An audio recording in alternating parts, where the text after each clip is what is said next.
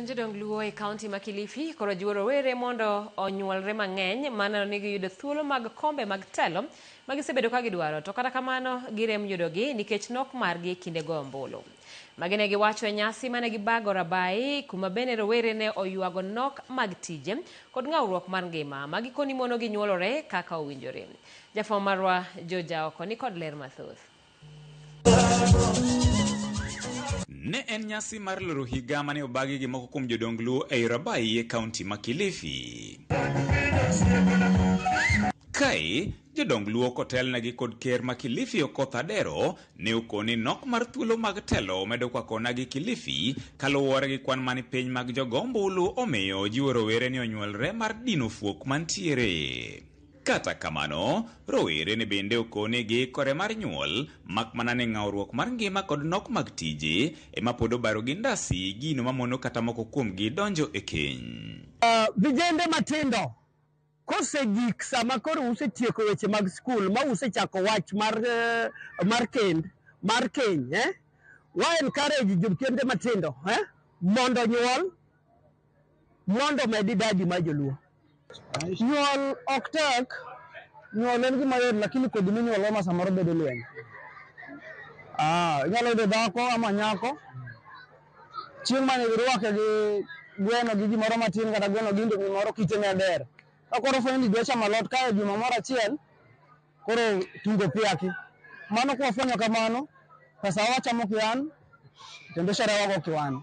Nyiri ofwenyo ni ginyalo dak kendgi kendo ok ochuno nitiere burden mar yudo nyithindo. Ka ok in stable, ok inyal gombo mondo ibedi to idhi chandori gi nyathinino. Koro we are waiting to be stable. Nyombo, gimomiyo nyombo bedo matek, ngima osebedo matek nikech youth onge tije kata jodongo moko be onge mon nikech gionge tije.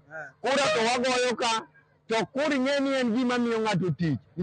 Indiko ng'ato tich to in ok yud gimoro. Kae ne bende gijiwo piny owacho mondo mi oduok chenro mar chiwo pande ne jopuonjre sikunde mar kelo yot e kinde ndikruok kaka jogo ombulu, to chutho bang' yangore ni thoth rowere ne ok ogoyo ombulu e yiero madundo manyocha obagi e pacho ka. Kitambulisho kok giyudo e skul oko ka gichandore ga malich ahinya. Kwayo ni nyithindo kata gi jonyuol bende gi jopuonje oriwore mondo nyithindo okaw kitambulisho e skul maka giwuok oko to kik bed carried off. Aparo ni gima onego watim ne rowere, onego wawinj duondgi. Aparo ni pok duondgi gima gidwaro pok owinjo mochomoyo. To kwa biro winjo gima gidwaro rowere gima gidwaro ma miyo gi chance to wabiro dhi maber. Gima aparo ni mono gi dhigo kura, aparo ni nyocha igi dwa chalo ka gima odok chien, igi nyocha dwa wang' nikech gik mosetimore chien kaka nyocha waneno. Ng'ama dwaro kura wa nyaka bed kodwa piny, nyaka sign kode memorandum of understanding ni kwa miyi kura to idhi miyowa 1, 2, 3. Kwasego kura kwabiro iri kama e kaka nwawinjore ni wagoni kura imiyowa 1, 2, 3 miwa gigi. Magi ne giwacho kama duong' magikwayo en onagi biro kanyakla kendo loso gi duol achiel. Tadwa mondo joluo bi together Kilifi ka mondo wayud gik mwadwaro. Ka en dongruok mar maendeleo mondo wayude. Ka en dongruok mar somo nyaka wayude. Ka en dongruok mar tije nyaka wayude. Wan gi haki kama emomiyo wadwaro mouthpiece. Ni ka gik moko ok timre ne jowa kaka wadwaro to wawuok kendo wago koko. Wawuok kendo wadwa duong' ofisego. Wawuok kendo wadwa penjo. Mae momiyo wabiro together jokanyana. Sakuru gik wan oganda Luo modak e Rabai sub county e bwo council ni. Wawinjore ni wadwa mako lutwa ka achiel.